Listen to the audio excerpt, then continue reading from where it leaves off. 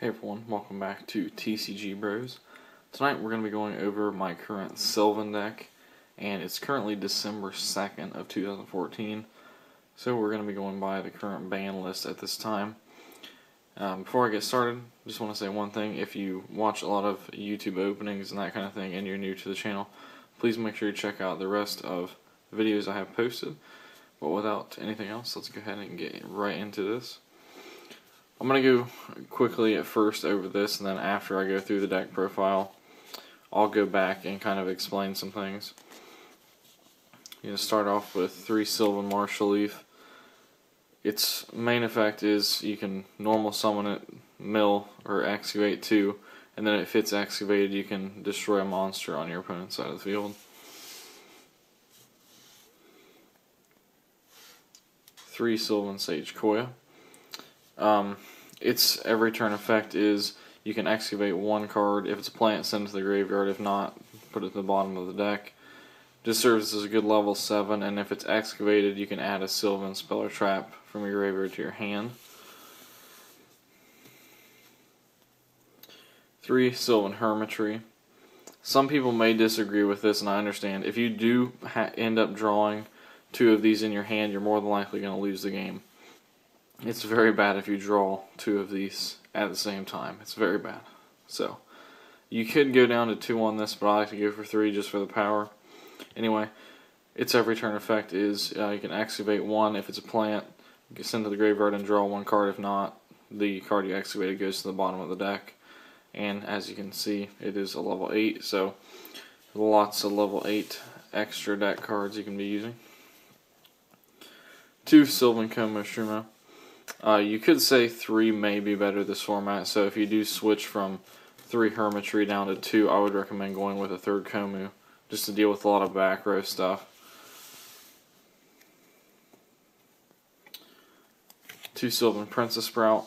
This just gives you a lot more ability with the level 7 and 8, and also by playing these, and it really gives you the ability to run any level synchro in your extra deck, because you can just call, when it's excavated, you can say any level from between 1 and 8. So, or not between 1 and 8. You can, if this is excavated, you can say you can want it to be level 2 or anything from 2 up to 8. So that gives you a lot of range in what you can synchro summon for. 1 Blaster. This is mainly to get rid of dead Como Shrumos that are in the graveyard. If you're going for the kill, or you know that you're going to be able to win the game very quickly, you can also use Lone Fires that are in the grave, or Hermitries in the grave, as targets to banish to summon this. But you're going to want to overlay with it almost immediately. 2 Curry Bandit. Curry Bandit, basically you're going to want to line up the top of your deck before you go using Curry Bandit, because occasionally, since this deck runs a lot of spells and traps, you'll get some really bad mills with this, and it'll actually blow a lot of your spells and traps that you're going to want. So before you Curry Bandit, make sure you have some monsters on top of your deck, because on occasion you will burn yourself pretty bad. 2 Lone Fire. Staples of the deck. You must run 2 Lone Fire Blossom. Basically tribute itself, special summon Sage Koya or Hermitry is what you're going to do with this. Worst case scenario, you get Skill Drain or Breakthrough skilled on one of these. That's bad news. That's one downfall of Lone Fire. If you get effects negated on it, that's very bad. Spore. You're one of 2 tuners to use in this deck. Sylvan Cherub Sprout. You only run 1. And then a Glow Up Bulb.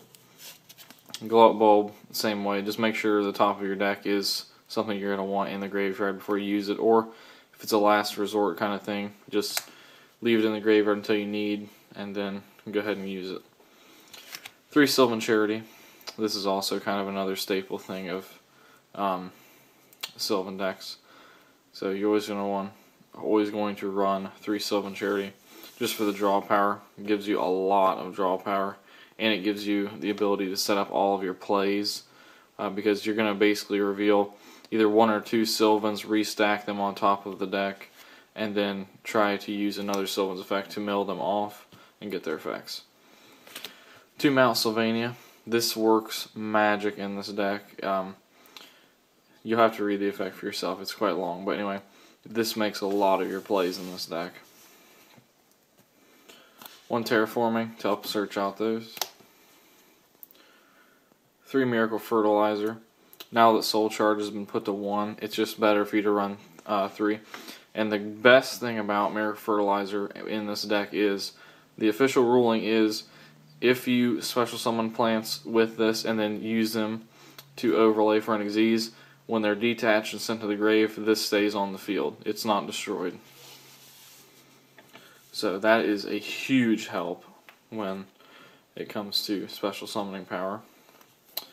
1 Rank Up Magic, the 7th one.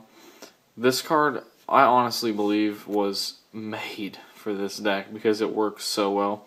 Because even if you do draw it and it's in your hand before you actually get a draw phase, Sylvan Charity will allow you to stack it back on the deck, and when you do get this, unless it's negated, this is normally very bad for your opponent. Let's put it that way. 1 Regeki.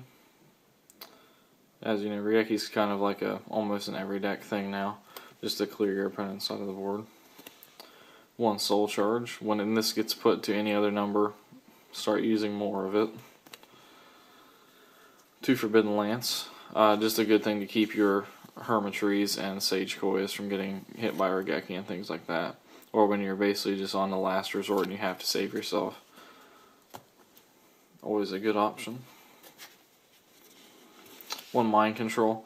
A lot of people don't run Mind Control in this deck, but I like to use this just to get things out of the way to go in for the kill. 2 Breakthrough Skill, just to get over those odd card effects like Beals and some things like that. And another reason we use Breakthrough Skill is because I run 2 Royal Decree. There's a lot of back row this format, and I'm not really a big fan of Vanity's Emptiness or anything like that. And if you activate this after these are in the grave, you can still use these during your main phase.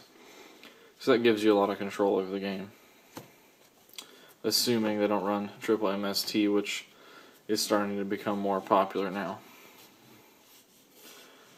So for the extra deck, before I go into the extra deck, let's just say for the Synchro part of this extra deck, you can basically run any number Synchro you want. Like, it can be any star because Princess Sprout gives you such a variety. But let's go ahead and get into the way I run it. We do 1, number 49, Fortune Tune. A lot of people were playing Mech-Whipped Engineer. This I just like to use because it's basically the same, except people like can't mind control this and that kind of stuff to get it out of the way, and it does gain you life points, which is pretty good. 1 Ghost Trick Alucard, just for any set cards, just a good card all around. 1 Aurea, the High Sylvan Arbiter. This can win you games hands down. Returning cards from the field to the hand, this format is really powerful. So, say with Aurea, you overlay for Aurea, you have Sylvan Hermitry in your hand. You can discard Hermitry, look at the next 8 cards off the top of your deck, and then replace them in any order. Then detach one from this, mill the top 3, which you'll have rigged to be plants.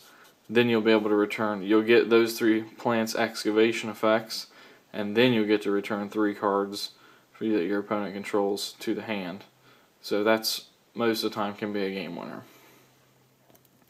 1 Mech Phantom Beast Draco Sack, just kind of a level 7 staple thing. Number 11 Big Eye, same thing, no, it's just a level 7 staple. 1 Gimmick Puppet Giant Grinder. I apologize, you can't read this, I know it's in Spanish. But anyway, if your opponent is Xyz summoning high attack monsters, this will really burn them. 1 Divine Dragonite Felgrand. Some people run 2. I prefer just to run 1. But this will help you deal with a lot of back row stuff and not getting deprisoned and that kind of thing. 1 number 107 Tachyon. This is kind of a dual purpose just because a lot of monsters don't even have 3000 attack this format. It's a lot of regularly lower attack things. But at the same time, This also is your first target for Rank Up Magic, the 7th one. And Rank Up Magic, the 7th one, is the only purpose that you have this in your extra deck. Because when you use Rank Up Magic, the 7th one, you'll put this down and then you'll overlay this on top of it. One Black Rose Dragon. Black Rose, I don't go into Black Rose very often unless you're going to nuke the field, because other than that, there's not really much point to get it out. So, if you're not really a big fan of nuking the field this format, I would suggest taking this out and putting in a YuGiOh. One Stardust just is a good card altogether. One Stardust Spark. This is pretty good because once per turn it basically can make itself or any other card on the field invincible. I would recommend using its effect on itself just because it's a little bit better just to try and protect itself than another card, because then this is more vulnerable. One Hot Red Dragon Archfiend. This is one of the most ridiculous effect cards in the game right now. A lot of people don't use it, but this effect is pretty bad. Once per turn during your main phase 1, you can destroy all other face-up attack position monsters on the field. Monsters other than this card cannot attack the turn you activate this effect. So, it's pretty devastating if you put down just this and they have a full field of attack position monsters. One Leo, just a basic thing. And then one Star Eater, just to get over back row and a lot of that stuff. Anyway, I hope the deck profile helps. If you have any recommendations for things that you think I should take out or add, please just let me know in the comments, and I'm always open to suggestions and critiquing. So feel free to let me know. And this is one of the decks I'm probably going to keep up with the most out of all through the different formats. So there's definitely going to be a lot of updates on this deck as time goes on, and I'm going to try and make it better as we go.